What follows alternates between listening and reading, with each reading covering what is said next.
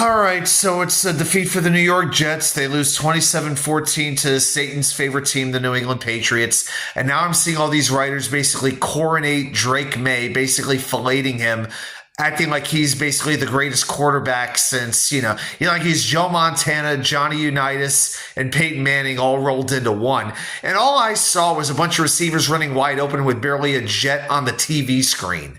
Come on. Yeah, he had a lot of completions. It's pretty easy to complete a pass when you don't have any defenders on the receivers.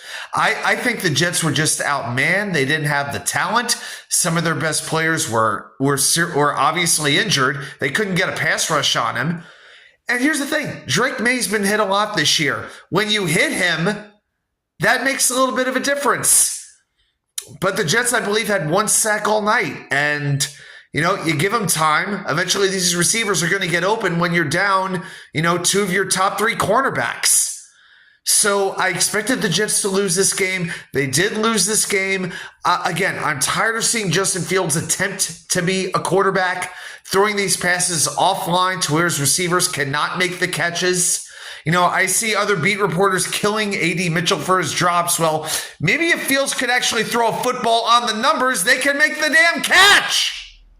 Stop it!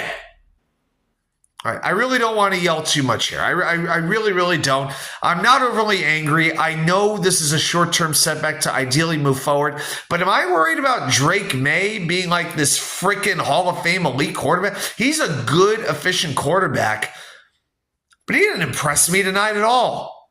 He's just good. That's what he is. Right now, with what I'm seeing with this Jets defense, please. They made Dylan Gabriel look good at times. So spare me. Next week, it's Baltimore and Lamar Jackson. I expect that to be a beatdown as well. But then you're facing teams like New Orleans, Jacksonville. Atlanta's not exactly impressing me with their offense. I still think the Jets can win some games later on this year. I really do. But again, I'm not going to get hung up over one game and ask for crazy changes. I'm not going to do that.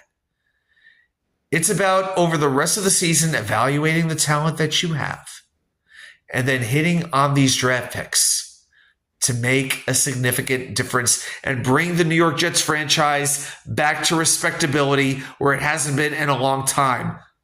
I'm sick of being a punchline. I'm sick of being a joke. This is what was expected tonight.